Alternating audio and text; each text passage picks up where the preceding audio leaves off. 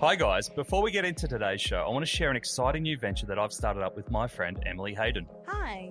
Em and I are out to solve a very specific problem, e-commerce talent. As we know, 2020 has been a bumper year for e-com, but it's not slowing down anytime soon. Competition will increase, tech will continue to innovate, and customers will continue to change. But at the heart of it all, it's still good people and great teams.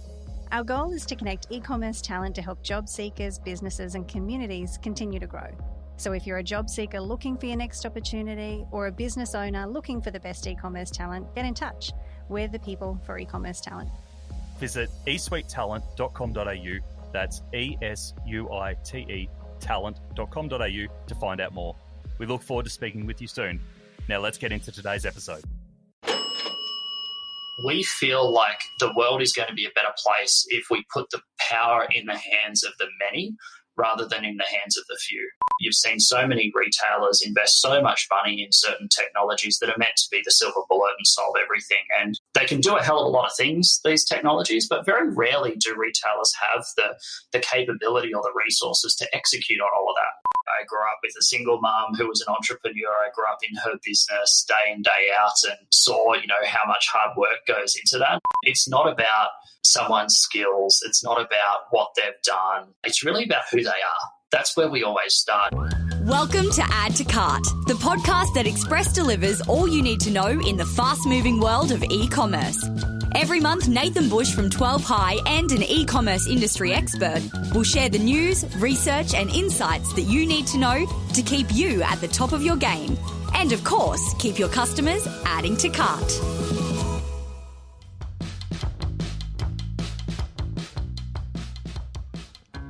Hello and welcome to Add to Cart, the very last episode of the year. My name is Nathan Bush, host of Add to Cart and director at e-commerce talent agency eSuite. Joining me today is Rhys Furner, who is the head of partnerships for Shopify Plus in the APAC region. Obviously, 2020 has been a huge year for e-commerce in general, and it seems like you can't go a week without hearing about Shopify hitting a new milestone or releasing a new feature. So I thought it would be really fun to recap that from someone who is deep in the trenches leading the business here locally. Also, I've known Rhys for a long time in his pre-Shopify days, so I was really keen to hear more about his experience in such a high-profile growth organization and with such a unique culture. And he has some great insights, especially around the recruitment process. So I had a wonderful week this week. Not only did I get to launch my new venture, eSuite, which you'll hear a little bit more about over the coming weeks, but I got some brilliant feedback from listeners. And there's two that I really want to give a shout out to. The first is Melissa, who's a shoe retailer from a store called Big On Shoes.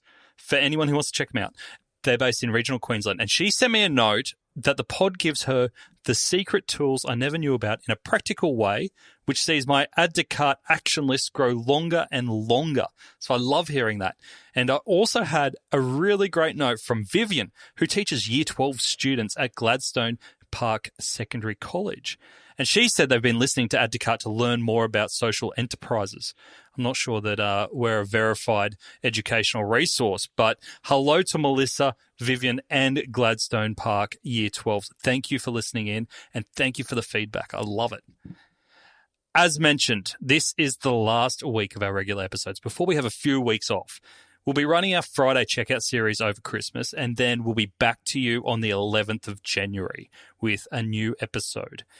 But if you're looking for episodes to catch up on, I'll be subjective and I'll give you the three that rated the highest this year. We have episode 8 with Kate Collinson and Craig Somerville from when COVID first hit, which is a pretty fascinating thing to listen back to back in March when we didn't really know what was going on. We also had episode 13 with Kelly Hush on the future of Australian fashion retail, and episode 10 with Mike Doyle on how Brisbane Airport got their 6-figure e-commerce business up and running within 16 days of COVID hitting. So there's definitely a COVID theme going on there, and I know we all needed all the help we can get when that hit. So I'm really glad that Add to Cart could play a little role in that. I also just wanted to throw out a few recommendations, a few personal recommendations that really resonated with me and the chats that I especially loved. And they were episode 30 with Pip from Jumbled, episode 20 with Nat and Tom from Mr. Poolman. They kept it very real. And episode 24 with Hannah and Verity from Lovely. They were all very much personal favourites of mine. But I love all our guests, and it was just a fantastic year for such a range of content. Okay, let's get into it. I just hate goodbyes. Here's our last Add to Cart episode of the year. Brought to you by our partners, Shopify Plus and Signet. Here's Shopify Plus's Head of Partnerships for the APAC region, Rhys Furner.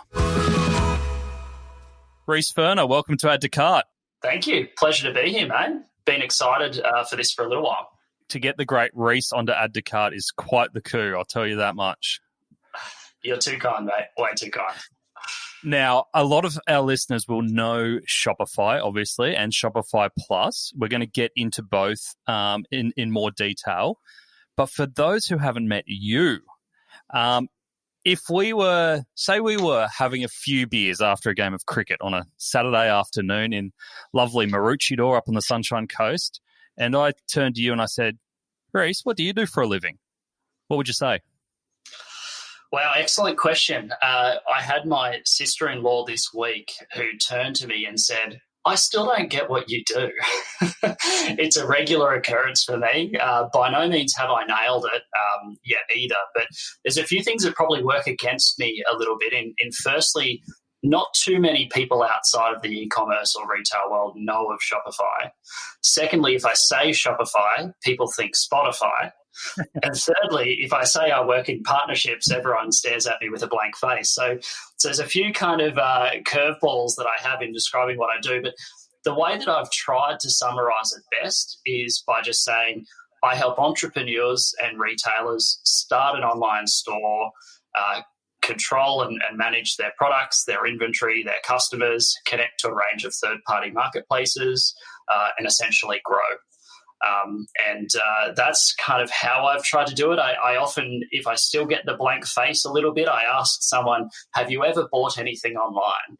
And if they say yes, I generally say, you've probably bought through a store that was powered by our technology. And I kind of leave it at that. You get some people that go, oh, that's really interesting, and know a little bit about the technology space and want to dive into it. And then you get other people that just have the blank face and go, cool, and are ready to move on. So you've got to play to your audience a little bit. Oh, that's fantastic. It's my parents still don't know what I do, and that's okay. I still get the calls to fix an iPhone, set up a modem. A lot of people think I'm in IT. So yeah, it's an ongoing challenge. I think it's actually your mustache that's giving people the wrong impression of what you do. Pool cleaner might be more appropriate. All right, let's get into it. So you are head of partnerships for Shopify Plus. Now, before we get into it, can you give anyone who may not be aware of it the difference between Shopify and Shopify Plus to start with? Yeah, sure thing. So Shopify and Shopify Plus are based on the exact same architecture, very similar look and feel about the two. Key difference is that Shopify Plus just has a bigger and better support structure around it and more of a feature set that's suitable for high growth, high volume merchants that typically have a little bit more complexity as well.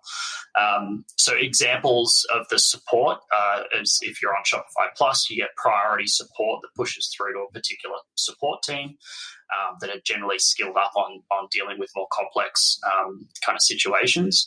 And we also have our merchant growth model and merchant success managers. So it's a specific program that Plus merchants are enrolled in, where you've got an account structure around you that are used to dealing with merchants at similar scale. On the feature set side, there's a range of features that are unlocked with Shopify Plus. Again, they're more suited to a more complex merchant. So some examples, without being exhaustive and boring everyone with a feature list, is checkout.liquid, for example. You get access to that so you can customize the checkout more. You've got Shopify scripts, which give you much more advanced discounting.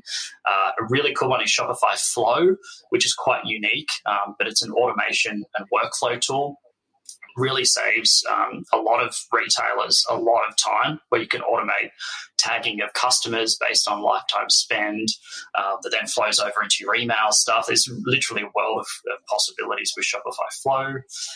And probably a really relevant one right now, moving into the holiday season, is Shopify Launchpad, which is a sales schedule tool. So it not only allows you to schedule when sales will go live and finish and across what collections or products, it actually allows you to automate the changing of your front-end website, so the look and feel. So it's great for e-commerce managers that are not getting a whole lot of sleep in the holiday period leading up to sales periods where they're staying up till midnight, turning things on, worrying things aren't going to work. So Launchpad is a really great scheduling tool. And there's a few other things, like certain APIs are only available to Plus, like multipass and gift card. And you also get higher API call rates as well, which, again, comes back to that complexity.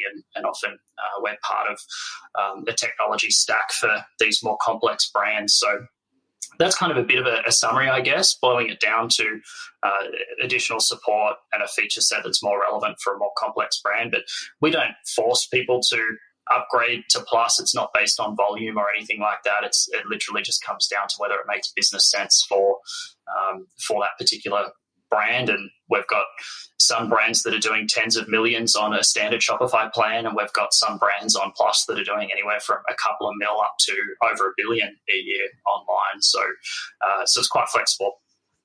And from an operational point of view, for those retailers who go from Shopify to Shopify Plus, does it essentially feel like the same platform but with additional capabilities and a support team available to you?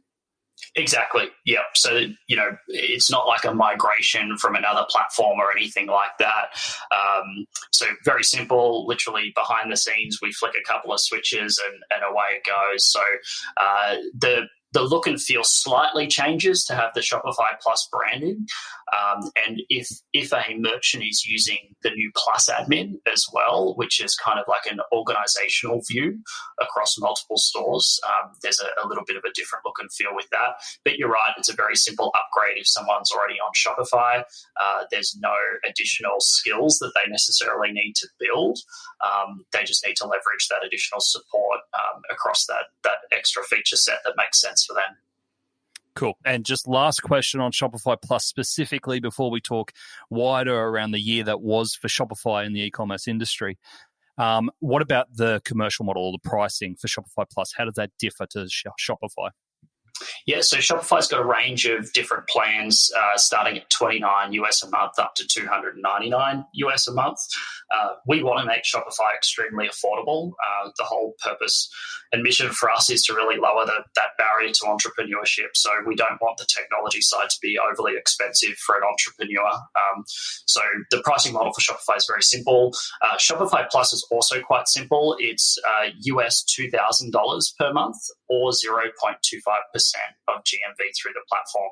So it's generally around $800,000 US is that tipping point over into that sliding pricing scale. So don't quote me on this, about 1.1, I think Australian is where it sits at the moment. So that sliding scale allows us to obviously increase the infrastructure, the support, et cetera, around some of those larger merchants. So very simple pricing model. We don't do discounts or anything. It's the same price for every single merchant, irrespective of whether we know you or not or anything like that. And we just try to keep it nice and simple. Yeah, it's a nice tangible way of looking at it, is that if you're a business that's starting to do about $1.1 million on Shopify, then it's worth kind of opening up and looking at Shopify Plus and the features that are available. But like you said, there's no need to absolutely go over unless there's something specific there for you. Now, we are recording this on the 27th of November, the 26th of November, the day before Black Friday. I've got Black Friday in my head. You scared me there. I thought, what am I doing on Black Friday on a podcast? Thankfully, the day before at the moment. What are you seeing at the moment with your retailers here in Australia around Black Friday? Do you think it's going to be bigger? And obviously, it's a very dangerous question because we're recording it before Black Friday and it's coming out after Black Friday. So you could look like a real idiot here. What are you thinking is going to happen? Yeah, you've put me on the spot here. You've really opened me up to a bit of criticism. But isn't it funny how us in this retail world, we love to make predictions, don't we? You know, every Black Friday, Cyber Monday, holiday period, we're all coming up with all of these interesting predictions around what it's going to be. I think probably from my side, we're a little bit fortunate that we have such a great base of data. We did a survey across a lot of our merchants to really look at, you know, what are they planning for Black Friday, Cyber Monday, and the holiday period in general. And, you know, we've got to remember as well, here in Australia, we had Click Frenzy back on, I think, November 10 or 11. We had, November 10, I think, and Singles Day, obviously, November 11th. So we've had a lot of stuff going on already. But from the survey data and what merchants were telling us, the key predictions were that sales period was going to start sooner, and I don't think that that's going to surprise anyone that's really listening. The challenges that COVID's created are very interesting, though, around supply chain, shipping, fulfillment. A lot of people probably still buying for themselves throughout Black Friday, Cyber Monday, but an increase in gifting because people will be doing their Christmas shopping a little bit earlier, we suspect, based on the fulfillment network's capacity. And we're seeing some earlier cut-off dates. We saw some earlier cut-off dates back in Father's Day in September around shipping as well. So I think they were some of the predictions that we were looking at. But every day since COVID back in March, April, we've been processing Black Friday, Cyber Monday level volume every single day. So it's just, you know, you normally look at the chart across the year and you see that huge spike for Black Friday, Cyber Monday. And this year the chart just looks nuts, right? You know, when you see that line that's in line with that peak of 2019. So understanding how big the peak will be this year is going to be really interesting, and I just have no idea what that's going to be. But we have seen a lot of first-time buyers through the Shopify platform this year. In April, 62% of buyers had actually never purchased through a Shopify-powered store before. Wow. And that was huge because, you know, we've got 90,000 merchants in Australia alone, right? So that really indicated to me that we'd seen a really big shift in behaviour.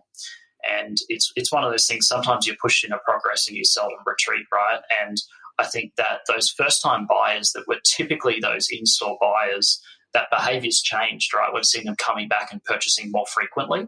So it'd be interesting because in previous Black Friday, Cyber Mondays, we typically wouldn't necessarily have seen those buyers. So how big the spike is, I have no idea, and I won't put myself out there by having a bit of a stab at it, but I suspect it to be pretty big.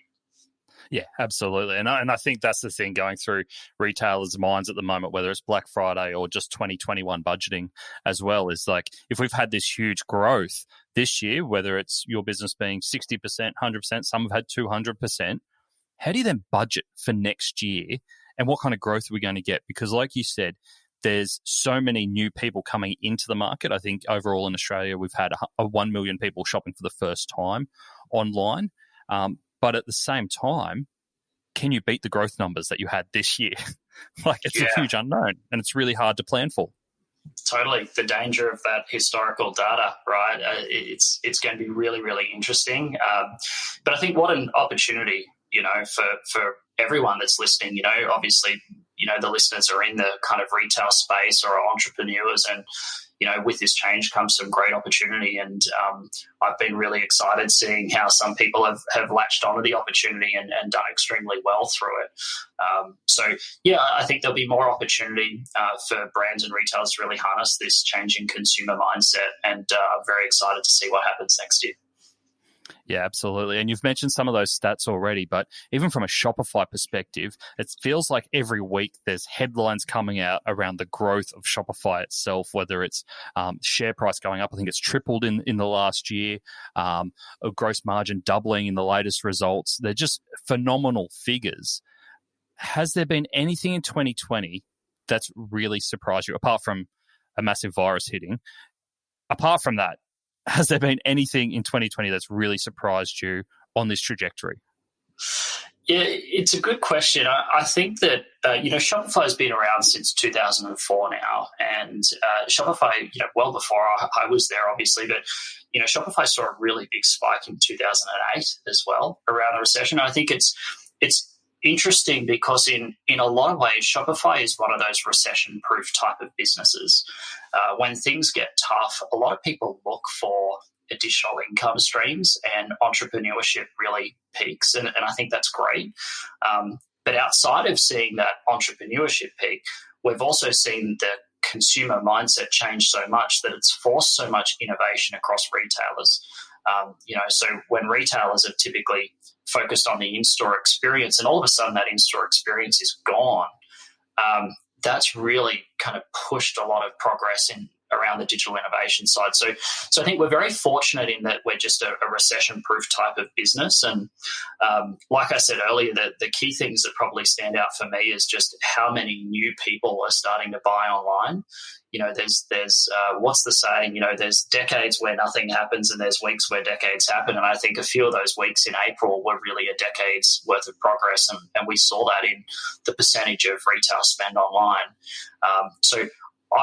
When this pandemic first hit, I had no idea just how big that influence would be on the online side of things. I don't think any of us knew that, but the progress has been fantastic. And I think if I think of the big surprises, is it's probably the innovation across businesses that I didn't suspect.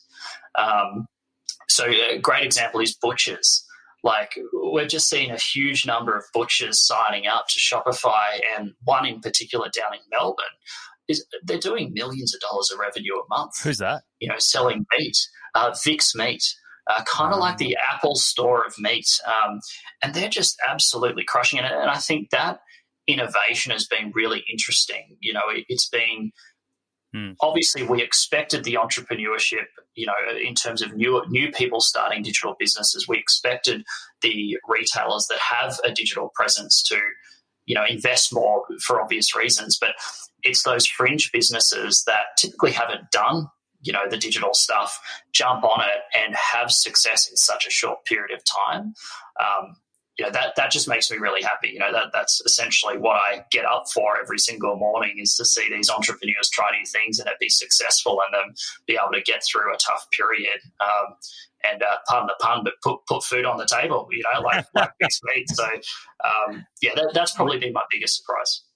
Yeah, that's awesome. We had Oliver and Ruby Hagen on a couple of months ago, another butcher in Melbourne as well. And they're doing some phenomenal stuff as well, and transition to an online, really content-driven offering, which you don't really associate with butchers, but fantastic to see.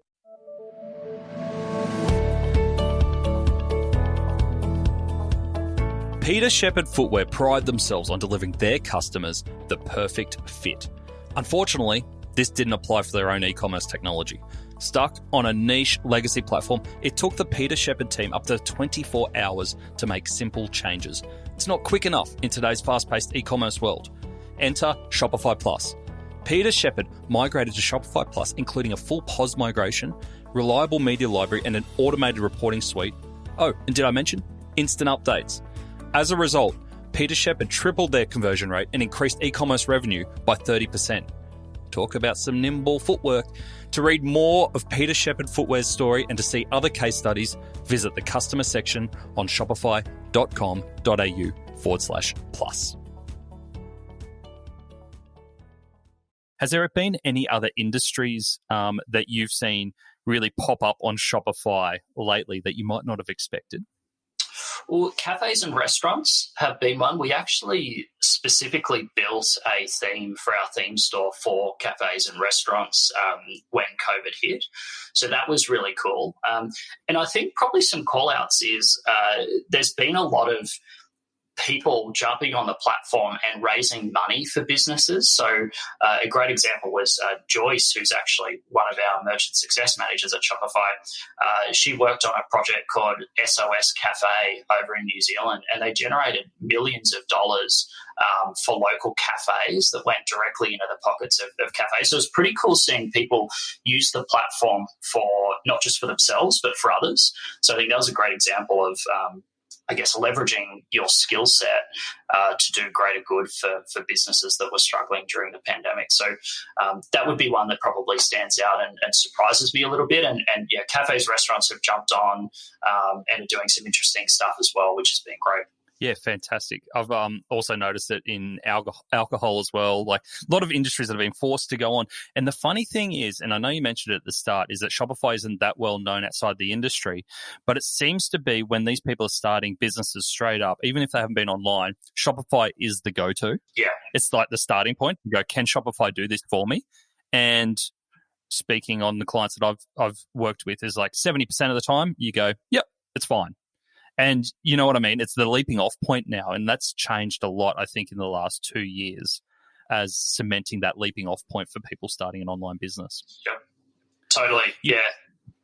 You talked about empowering the entrepreneurs, and one of the more famous sayings coming out of Shopify is arming the rebels, going up against one of the biggest behemoths in Amazon. Tell us how the Shopify approach in arming those entrepreneurs differentiates to those other organizations in how you approach online retail. Yeah, I guess for us, arming the rebels means obviously the entrepreneurs, but also the intrapreneurs as well. And particularly when we think of Shopify Plus and a lot of the brands that are really innovating quite heavily, we're often working with the intrapreneurs within that sort of organization. I guess for us, we very much want to remove the shackles. Our product is excellent at creating focus. How many times have we seen, and I know you specifically, Bushy, you've seen so many retailers invest so much money in certain technologies that are meant to be the silver bullet and solve everything. And they can do a hell of a lot of things, these technologies, but very rarely do retailers have the capability or the resources to execute on all of that. And you end up in this opportunity paralysis. You can literally do 1,000,001 things, but you can't do many things really well.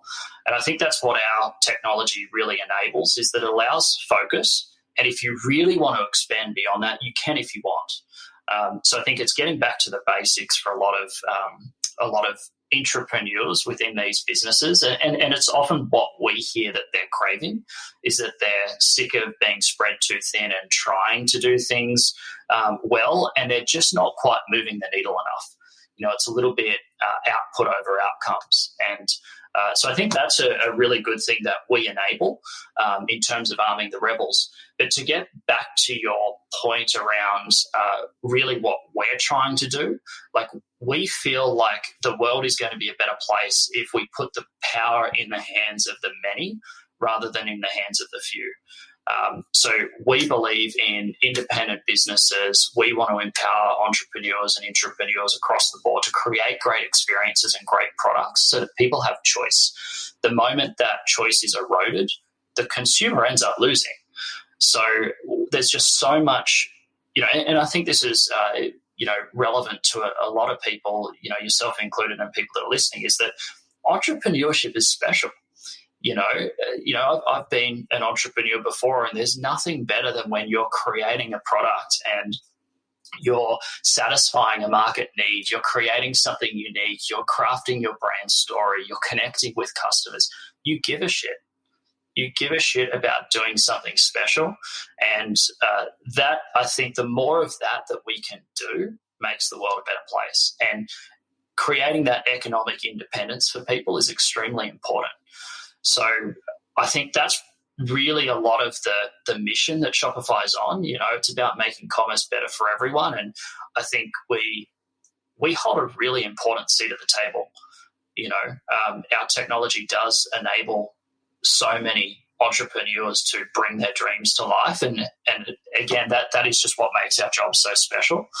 And I know you work with a lot of these entrepreneurs, a lot of our ecosystem does. And it's not just those end entrepreneurs. There's so many businesses that's created around it. And I think, I can't remember the exact stats, but we know that our ecosystem of partners makes more money than we do. So it's empowering not just those entrepreneurs that are creating products, but it's those entrepreneurs that create the service businesses and the technologies around it as well, which is really special.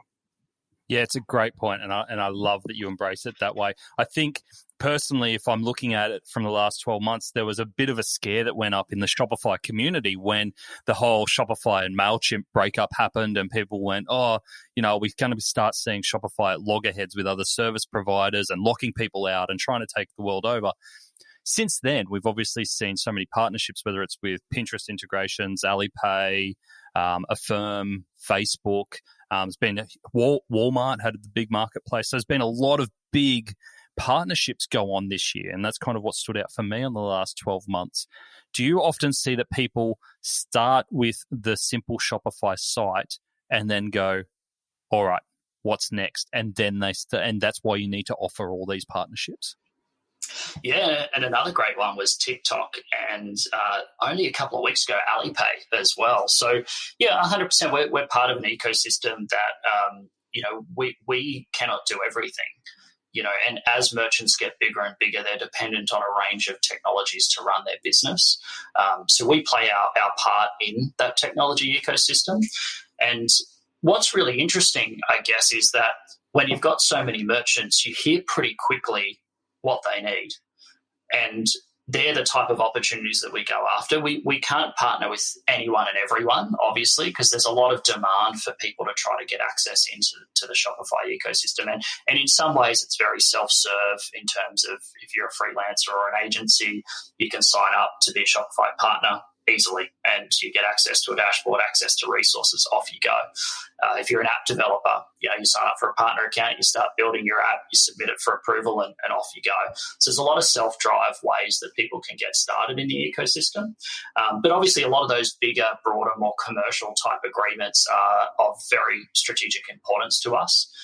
Google was another one where we launched Shopify Payments on the Google shopping, which was a huge one as well. So we keep exploring those type of opportunities. We're fortunate in that being a market leader and having the volume of merchants that we do, we're generally the first type of e-com platform to launch a lot of these things, which gives our merchants a scaled advantage.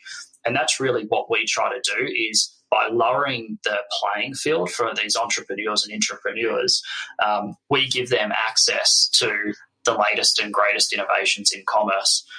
And that creates an unfair advantage by being on Shopify versus not being on Shopify. And we'll continue to accelerate through products like point of sale and like B2B and our fulfillment network and things like that. But we try to bring those scaled advantages that typically a behemoth would get access to the masses. And that opens up margin for these entrepreneurs to keep investing in their businesses and growing it. Absolutely. And I think what you said before around being able to take the pressure and commitment to technology resources away from entrepreneurs, especially early in their journey, is really strong. And I think that's where we see a big difference with Shopify, is that there's so much effort put into the branding side and the marketing side of businesses early on that probably wouldn't be able to probably 5 years ago when they were just trying to get their tech up and running. Yep. Question for you around a bit of a trend around D2C branding at the moment. There seems to be a little bit of a backlash around the minimal kind of styling of D2C brands at the moment, especially in kind of a feeling that there's a bit of a sameness happening around D2C branding at the moment. What's your feel around that at the moment from what you're seeing? It's a good question. I have been doing a little bit of reading around that, and I guess it's because certain D2C brands have found a formula that's working, right? And people are replicating that. And that is a byproduct of the barriers to entry being lower, and the focus being in certain areas. Look, at the end of the day, you've still got to have a great product that's differentiated and has a great value proposition. You've got to be able to deliver a great experience. You've got to have great customer service, fast shipping, easy returns. All of the basics still exist. And what often happens is when some of these D2C brands get so much funding early, they're pumping all the money into the acquisition side of things and probably losing some of that focus around what makes their product great and who their audience actually is. And they end up all kind of looking the same and funneling all of their money into the marketing side. So, look, it's probably true to a degree. I would just say that's the effects of a low barrier to entry and a market being a certain size. Supply and demand principles will always come into play, and some will fade away and some will grow. And I suspect the ones that will grow will be the ones that tick all of the boxes that I mentioned earlier. It doesn't matter whether you're a D2C brand or whether you're a 50-year-old retailer. The same principles apply around what makes a great business. The fundamentals of retail don't change whether you're pastel pink or whether you're bright orange. 100%. And consumer taste will always change, like the D2C, kind of design principles, probably did appeal to a market. But of course, we change with our tastes and preferences over time as well. And some brands will adapt to that really well and others will stay a little bit stagnant. Yep. Rhys, I'd love to dive into the Shopify culture because from the outside, it seems like this big, beautiful, happy family. But I know that there's been a lot of growth and, a lot of internationalization as well with separate teams trying to deal with different markets. If you were to summarize the Shopify and Shopify Plus specifically culture, how would you summarize it? Yeah, good question. Look, the whole Shopify organization is extremely mission driven. We're here to make commerce better for everyone. You can probably tell just by how I speak or anyone else that you speak to at Shopify, we're pretty aligned from what we're trying to achieve perspective. We know that the impact of our work is really important and there's no problem in getting up every day and having a red hot crack at what we need to do because we see the fruits of that labor, and seeing entrepreneurs grow these businesses and live the lives that they want to live is really rewarding. But you're right, with a lot of growth, that creates some challenge for sure. As a team here in APAC, I started 4 and a bit years ago and it was just myself and Jason, as you know, and that's a small team, really small team. So we inherit a lot of the cultural nuances from HQ and we kind of start making our own culture to a degree. So, Rhys, how big are we up to now in terms of APAC team? Yeah, so we've got, good question because I don't know the exact number. It's getting that big. I think we probably have about 30 sprinkled around Asia at the moment, about 50 to 60 sprinkled around ANZ. And we have a support office in Wellington in New Zealand too that I believe has about 80 people. So we're probably starting to push, between 150, 200. I would say at the moment, which is fantastic because, I started a little bit over 4 years ago. And at the time, there was myself and Jason here in Australia and Hayley and Darren over in New Zealand. So we're a tiny team. So it's been great seeing that growth. And that's reflective of how entrepreneurial, we are in this market. And a lot of people are surprised when I say that 1 in 11 Aussies and Kiwis run a business. When you look at the US, for example, 1 in 30. And you look at Canada, it's 1 in 32. And Singaporeans are similar as well. So when you look at the number of entrepreneurs per capita, Australia, New Zealand and Singapore are actually the biggest markets globally. Good market to be in. Yeah, they might be smaller markets in terms of overall size, but they have really high ceilings. They well and truly punch above their weight as markets. And we've used that a lot as the storyline to continue to get more buy-in. Yeah, and to continue to grow the team out here because there's just so much action, happening down here that we can facilitate some really good growth around. And is all the team remote? There's no central office? Yeah. So we're a fully remote team. We always have been a remote team actually in this part of the world. So with COVID hitting, you probably saw that Shopify came out pretty early out of the gates and we moved to a digital by default working principle. And that was a bit of a shock for the folks in Canada who have been much more of an office-first culture. And we have some pretty amazing offices, to be perfectly I was going to say, they're pretty nice offices to leave behind. Yeah, there's some unreal offices. But for us here in this part of the world, we've never had that. Right. So we've always been remote first. And I think that was a great opportunity for us as a team to take the rest of the business on a little bit of a journey around how we've been doing it for so long. And we're sprinkled all over ANZ.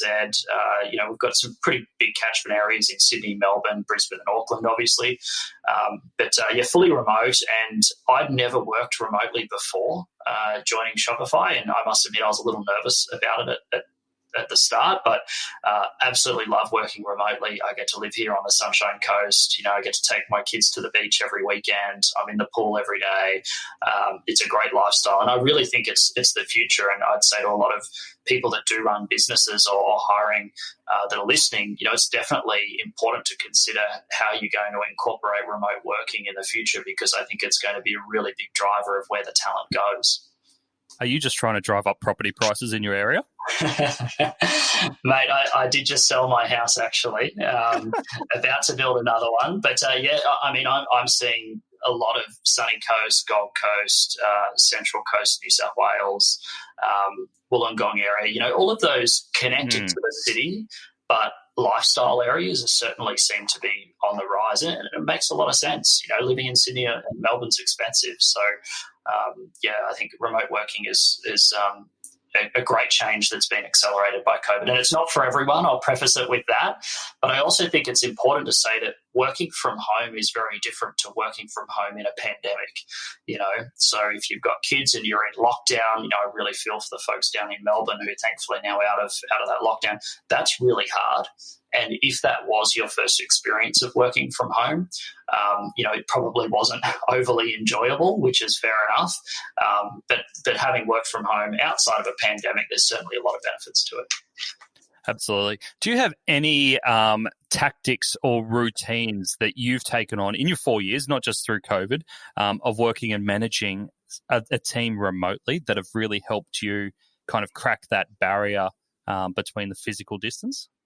Yeah, so there are a range of things that I really try to do. Like the key of it all comes back to communication, and obviously that's a bit of a general statement, but it is amazing how few teams truly know what communication is. And I think when you're working remotely, you really have to practice over communication. You don't have the water cooler chat. You need to be jumping into your team channel in Slack and sharing the conversation you just had. You need to be oversharing the learnings that you're having. It's really, really critical. We're fortunate at Shopify in that we obviously have a range of really good technology that we use, and a really great app that we use is called Fellow. So for those that haven't heard of Fellow, it's a really great one-on-one tool and incorporates intended outcomes into it. So how do you spell that one? FELLOW. So exactly like it sounds. Yeah, exactly like it sounds. So if you Google Fellow app, that's how you'll find it. But a fantastic app. I think one-on-ones are obviously a key skill for all leadership, but particularly with remote teams, having that one-on-one structure in the cloud, it's always there. You can set templates. It's got some really good questions that you can automatically probe, around each one-on-one, and having that linkage through to your intended outcomes. So we use objectives and key results. We're pretty planned on an annual and a quarterly basis. So it's just creating clarity, and focus. Our big challenge is opportunity paralysis. I mentioned it before around a lot of retailers having that as well. And, there's so many things that make a lot of sense for Shopify. But we have to keep coming back to, okay, where are our priorities? What do we focus on? Because despite us being, somewhat of a big business now and we've grown, we still don't have unlimited resources. So, we're constantly weighing up, what is the right thing for our merchants and what moves the needle for us. So focus, clarity, ongoing communication, some good technology that makes that easy, and a strong culture to begin with always helps, obviously, and just trust. You have to trust people. I've spoken to a lot of people about remote working, and I hear so many people say, but how do I know what my team are doing? I say to them, if you need to know what your team are doing, you got the wrong people to begin with. Yeah, so that it's a craft leadership in itself, and it's a craft remote leadership in itself as well. So this is a question in case this podcast just hits the dust. What do you actually look for in a team? What kind of the capabilities and skills do you look for, especially in Australia? I kind of want to keep it in the Australian context. Do you look for to know that they're going to fit in and hit that mission with you? Yeah, I feel like the vast majority of my life is hiring these days. So one of the things that we're really big on is the life story. And that's always the first interview that we do. And it's not about someone's skills. It's not about what they've done. It's really about who they are. That's where we always start. And it's interesting because a lot of people aren't used to that. A lot of people are used to jumping straight into those sort of things. So they're a bit taken aback and they're like, oh, you want to know me and you want to get to know what I'm all about. And so that surprises me that more people don't do that. How does that actually work? Talk us through that process if you can. Yeah, so it's an awkward first question, but generally we'll preface the first interview with, look, today's just about getting to know you. And it's starting with, tell me about you. I realize that's a really open-ended question, but most people start with where they're from, where they grow up, what are their interests, and it's just getting to know someone. And I think that's such an important aspect that is probably not done enough. So when we get to know someone, we start obviously getting that sense around culture fit, team fit, and you don't want a bunch of clones. You need to look at people that are obviously different and amplify the culture. Culture is always changing. But it's interesting just getting to know people. They're fantastic conversations. You really learn a lot about someone. And then once we go, okay, yeah, this is definitely someone that we want to progress further into the process, the subsequent interviews will be a lot more around, okay, tell me a little bit about the roles that you've done today. What are some of the things you're most proud of? What were some of the big challenges? What would you say are your key strengths? Where are some of your gaps? Selfishly, as a lead, I often ask, tell me about your best lead. What made them so great? You're trying to get, how do I create the conditions of success for this person? And do I see them as someone that's passionate about what we're trying to achieve? And do they have the attitude to either learn it or the skills to be able to have high impact? And that process has not overly changed since I've started 4 and a bit years ago. But what I would say is the type of talent that's coming into our business has changed dramatically. And I always joke with my team that if I was applying today, there'd be no way I'd get the job.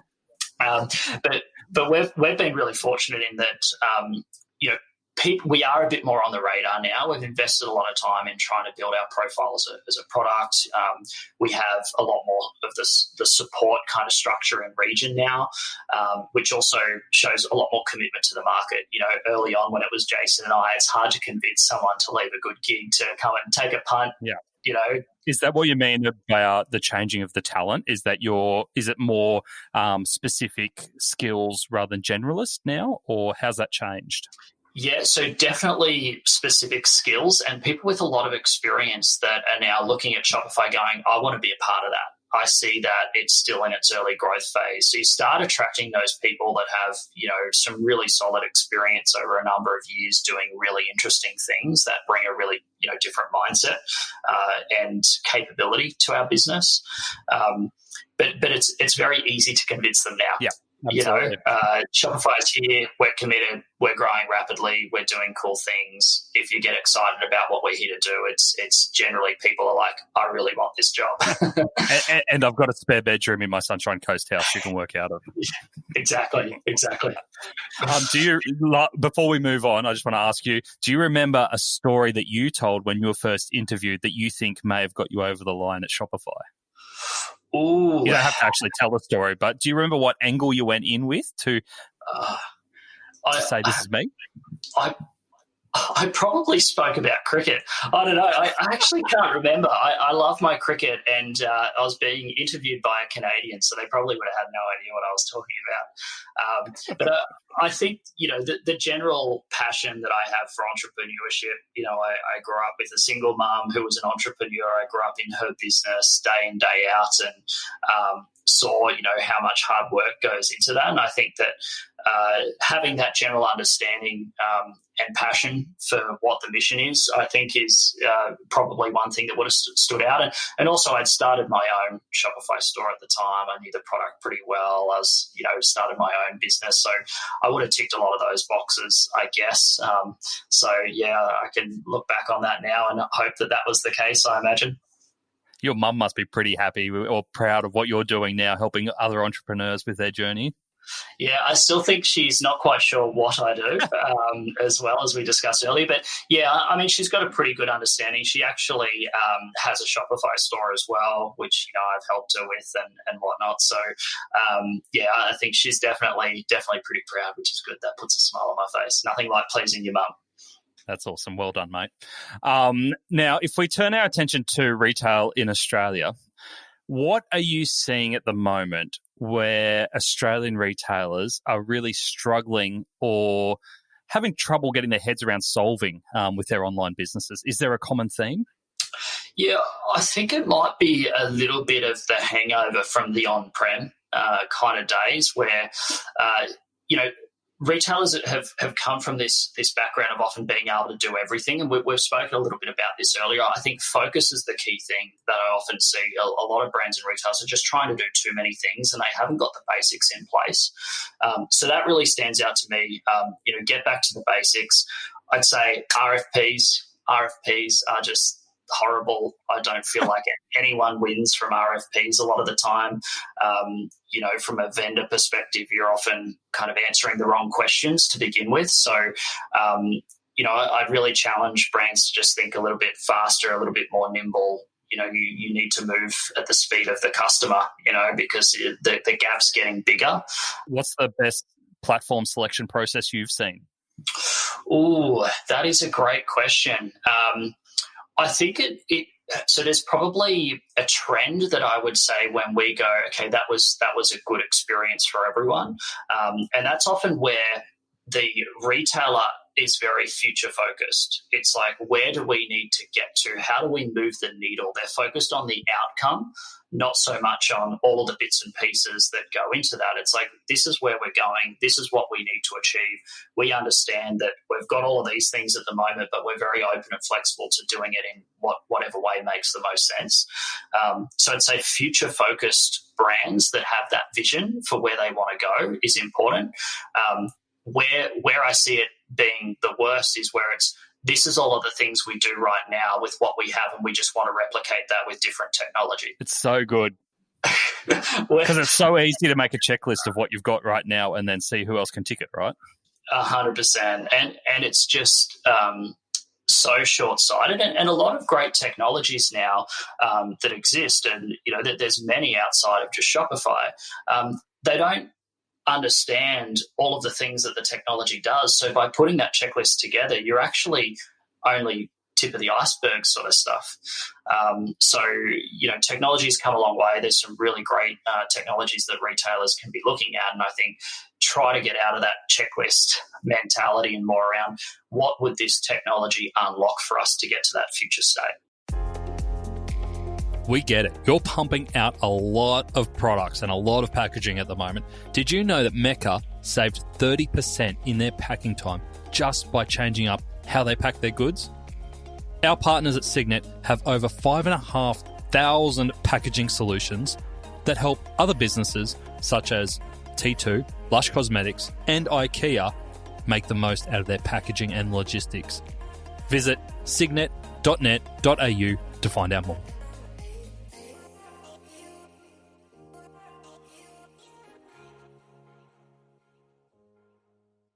I know this is going to be like asking you to pick your favourite child. Can you pick your favourite child? Oh, I would get in a lot of trouble. No, you don't have to answer that. But can you give me your favourite Shopify app and your favourite Shopify retailer from this year? Yeah, that is a tough one. Can I give you multiple? No. Oh, wow. Oh, geez. Well, if I have the Shopify goggles on, the Shop app would be my favourite. But no, I'll go outside of the Shopify side. Look, I love what the Akendo team are doing out of Sydney. So I'll call their app out. For those that don't know, review platform. They just announced an integration with Klaviyo as well. And what I love with that is seeing our ecosystem work together. So love that. I think they're just a great team doing some great things. I think they've just opened up in the US as well. So started out of Sydney. So that's a great example of the ecosystem around Shopify doing really well. So I'll give them a bit of a plug. Nice. And in terms of retail that stood out that you've worked with or seen this year? Yeah. So a really good one that I'll call out. Small business, but just love their product is Mimi and Jinder. So I don't know if you've heard of them, but Gumban gear ladies, and they produce really beautiful Indigenous artwork. They were featured on The Block, I think in the season before the one just finished. And they also just announced, they've just been doing a collaboration with Adair's with some really beautiful sheets and stuff. So I've got a beautiful painting that sits in my dining area actually, and it's all the story that it tells is multiple mobs kind of coming together and sharing culture, eating, dancing, that sort of thing. So it's perfect for a dining kind of area. So I love what they're doing. I think they just produce beautiful artwork. They've got a really strong connection to their culture, and I love seeing brands like that, do really well. So I'll call out them.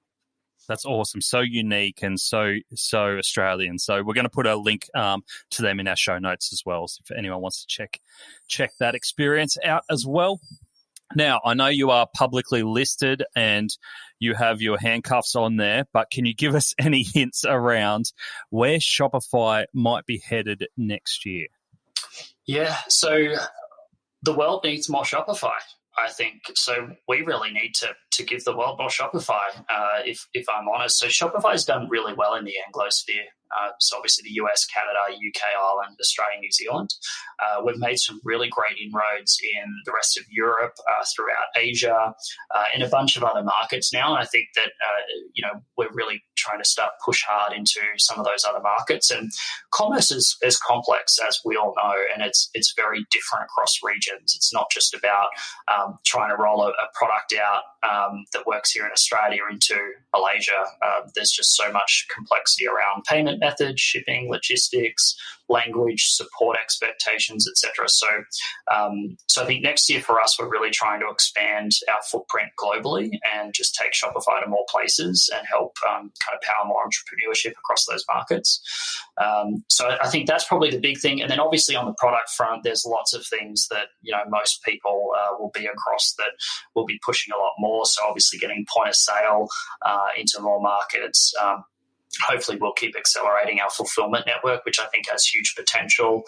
I'm really excited to see what the Shop app can turn into as well. That's obviously a bit of a V1 launch at the moment, but it's got a huge kind of runway. We've got Capital that we need to launch into more markets, which is just such a great product in itself as well.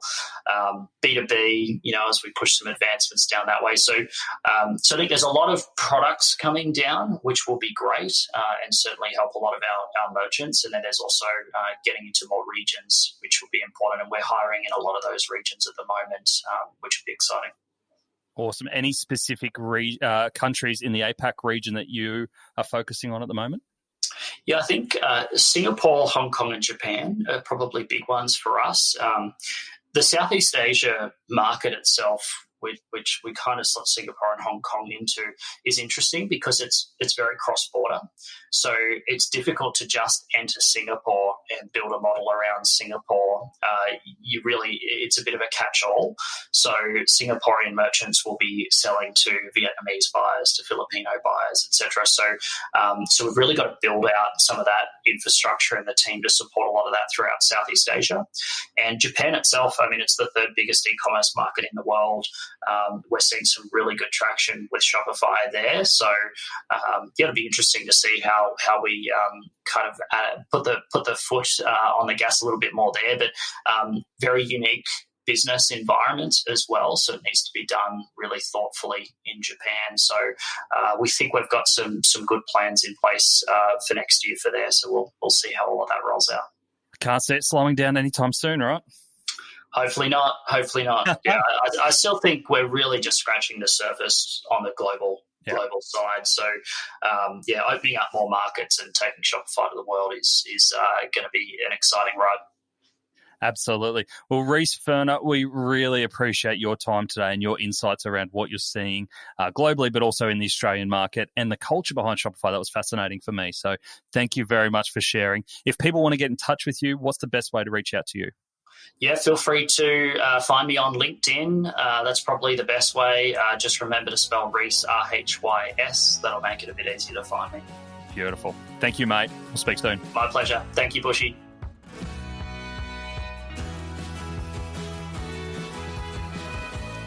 It might just be the headspace that I'm in right now, but I loved that Rhys lifted the lid on the Shopify recruitment process. The focus on finding out who you are as a person was really smart, even if it seems a little uncomfortable or a little unorthodox. After all, these are the people that you will be working with day in, day out, and investing in. We want to make sure that they're on the same mission as us. And we can't just treat it like we're ticking off a shopping list of skills. So I loved that insight, and I think there's all something there that we can all steal a little bit of around how we can find out people that are on the same wavelength as us. So that's it for the year. And last thing before I go, last thing, is I just want to thank the amazing team behind Add to Cart. I'm just the mouth of it. There's so much work that goes in behind the scenes. And I want to thank Amy, who's our wonderful content producer, Gilberto, aka the podcast boss, who's our audio producer, and our team at Expressway Studio. It couldn't happen without you guys. So thank you for all your hard work. Even when I push you and have the crazy ideas about going from 1 episode a month to 2 episodes in a week, you've always stepped up. So thank you very much. Also to my amazing guests who have joined me this year. There's not been one chat that I have not enjoyed or that I struggled through. I was always inspired and felt that I was made better by speaking with every one of you, and I hope our listeners got that as well. Thank you for being so open and sharing with us all. We're currently putting the guest list together for 2021, so if that's of interest to you, drop me a note on hello@addtocart.com.au, and we can speak about whether you're the guest to come on in 2021. And to everyone that has listened, reviewed, or shared, thank you so much. I had no idea that the type of relationships a podcast can bring, but it's been so fun to bring this to you. I get a real kick over the 1%ers that I hear from listeners that has been brought into your business or just into your personal lives from what you've heard from our guests on Add to Cart. So it's really fulfilling, and thank you for coming along on the journey in 2020. So that's it. I'm going to go crack the eggnog. Thank fuck 2020 is over. Let's do it all again in 2021, maybe a little bit differently. Merry Christmas, and we'll see you on the other side. Enjoy. If you're looking for more e-commerce news, case studies, and research, sign up to 12 High's High 5 newsletter. Every week, I read all the e-commerce news and send you 5 things which I've found which will help grow your business. Visit 12high.com.au/high5, HIGH5, to sign up for free.